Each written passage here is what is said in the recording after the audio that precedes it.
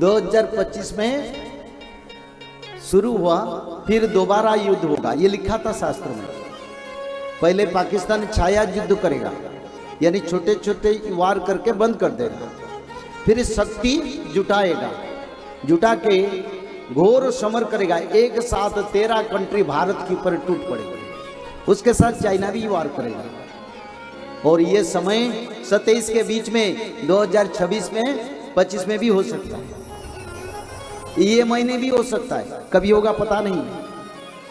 15 दिन में भोजन मिलेगा एक बार, खाने को नहीं मिलेगा, ये भी समझ लीजिए।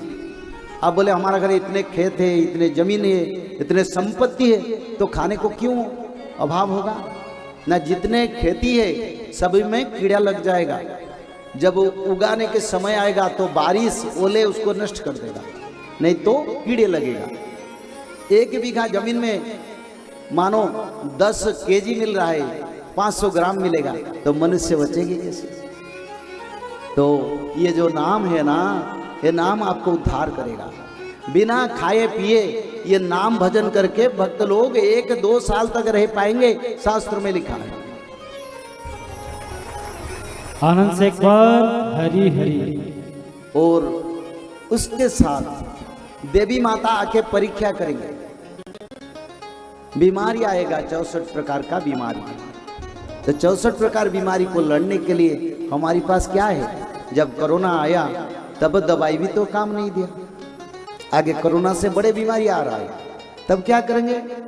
ना, ब्रह्म एकाक्षर नाम शास्त्र में लिखा है, ब्रह्म एकाक्षर। ब्रह्म एकाक्षर क्या है? ना, जिस समय प्रभु आते हैं उसी अवतार पुरुष के अनुसार नाम का भजन किया जाता है। अभी ज्वाइन कीजिए मल्लिका जानकारी व्हाट्सएप चैनल को, जिस पर आपको हर एक नए वीडियो का अपडेट मिलेगा। मल्लिका की डिकोडिंग मिलेगी, समय से पहले आपको अपडेट्स मिलेगा और हर एक घटना का प्रूफ भी मिलेगा। ज्वाइन करने के लिए लिंक आपको डिस्क्रिप्शन बॉक्स में मिल जाएगी।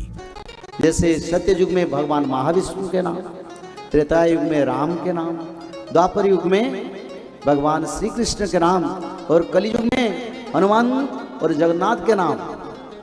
और अभी जो युग, अब तक कलयुग नहीं है, अभी संगम युग या अनंत युग में, इस युग में माधव कल के रूप में आएंगे, इसलिए माधव नाम भी बड़ा रक्षा करने के लिए आपके वज्र कवच बनेगा। आनंद से एक बार हरि हरि। आज सुधर्मा महासंघ क्यों गठन हुआ, कारण क्या है?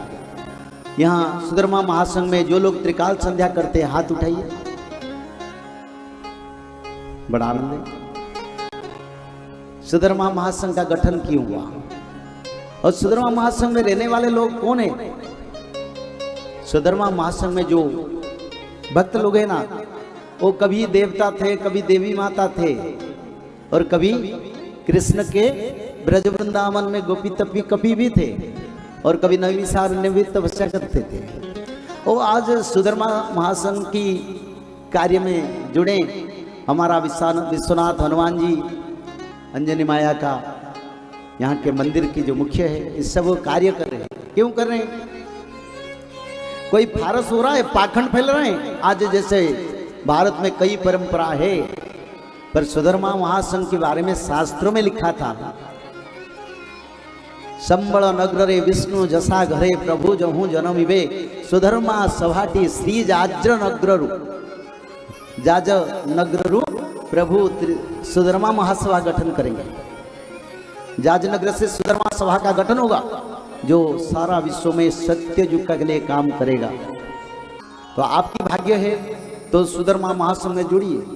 आप भी त्रिकाल संध्या कीजिए, आप भी माधव नाम भजन करिए, आप भी ब्रह्म एकाक्षर उल्टा महामंत्र जो राम हरे सत्य युग का महामंत्र, उसको भी भजन करें, तब आप लोग उद्धार होंगे। इसी कारण हम आए, हम कोई कथा करने के लिए नहीं आए हैं, हम धर्म प्रचार के लिए आए हैं। कौन सा धर्म? भगवान विष्णु के धर्म, भगवान विष्णु के धर्म का प्रचार कार्य हम आए हैं, और यहाँ के विष्णु भक्तों ने हमको बुलाया। हमने अपनी इच्छा से, हम तो जानते नहीं, पर उन लोगों का विचारधारा, ताकि हमारी क्षेत्र के मनुष्य जो है, जो भक्त है, उनका उद्धार होना चाहिए। तो इसीलिए सुधर्मा महासंघ आज धर्म प्रचार कार्य कर रहा है। सबसे बड़ा बात है ये घर में सोते सोते लोग मरेंगे। ब्रेन स्ट्रोक, कैंसर घर घर में फैल जाएगा। आज अच्छा है, कल सुबह देखो डिटेक्ट हुआ कैंसर, क्या करोगे, कैसे बचोगे ना। जो लोग त्रिकाल संध्या, भागवत पठन, माधव नाम और महामंत्र भजन करते हैं उनको नहीं होगा। गांव में 10% लोग कैंसर में आगे जाएंगे, शहर में भी जाएंगे। रक्षा के लिए रास्ता एक ही है और कुछ नहीं है। तो इसलिए समय बड़ा बलवान है, यानी काल आ चुका है। 26-25 में या 27 के बीच में विश्व युद्ध लगेगा और उसी के साथ साथ पंचभूत का प्रलय भी होगा और सारा विश्व में विनाश होगा। भारत का बात नहीं है, भारत में तो कम होगा, अलग देश में बहुत ज्यादा होगा। और बड़ा विनाशकारी समय आएगा। कौन बचेंगे?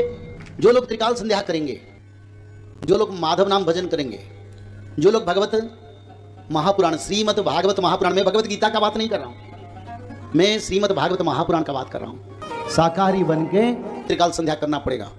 ब्राह्मण मुहूर्त पर उठ के त्रिकाल संध्या, मध्याह्न संध्या, सायं संध्या, 3 संध्या करना पड़ेगा। और 3 संध्या के साथ साथ भागवत जी महापुराण को ब्राह्मण मुहूर्त से रात 12 तक किसी समय एक अध्याय पढ़ना पड़ेगा और निरंतर माधव नाम को भजन करना पड़ेगा। और माधव नाम भजन करने से क्या होगा? भगवान आदि विष्णु सनातन कल की भगवान का कृपा आपके ऊपर रहेगा।